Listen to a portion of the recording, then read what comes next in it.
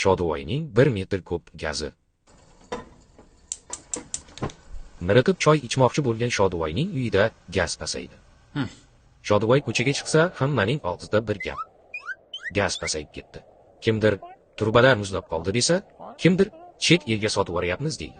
Yana kimdir korrupsiya desa, yana kimdir yer ostida gaz qolmadi deydi.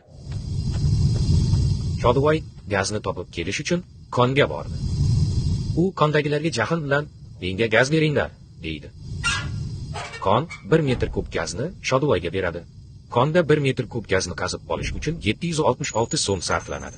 Ushbu xarajatlar asosan qazib chiqarish uskunalarini ishlatish, ularning yoqilg'i sarfi, mazkur jarayonda olinadigan qo'shimcha ish hamda xizmatlar bo'yicha xarajatlar, material xarajatlari, konlarni izlab topish, yangi qurilmalar sotib olish, ularni ta'mirlash, yer qa'ridan foydalanish bilan bog'liq soliqlar va boshqa xarajatlardan iborat bo'ladi.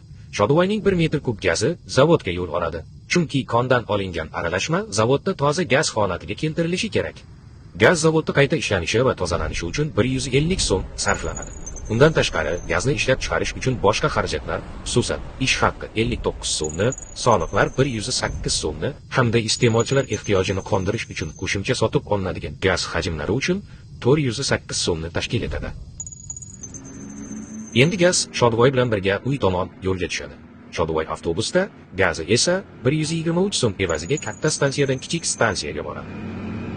Shodivoyning xonadonigacha yetib kelishi kerak bo'lgan gaz kichik quvurlar orqali gaz taqsimlash punktlari yordamida aholi xonadonlariga taqsimlanishni boshlaydi. Taqsimlanish jarayonida ishlatiladigan kichik quvurlarni sotib olish, mavjudlarini ta'mirlash yoki yangilash, gaz hisoblagichlar sotib olish, xodimlar ish haqqi, qarz mablag'lari evaziga olingan qurilmalar bo'yicha qarz majburiyatlarini bajarish, soliqlar hamda boshqa shu kabi muhim xarajatlar uchun umumiy 383 so'm sarflanadi. Va qarabsizki, gaz uyda.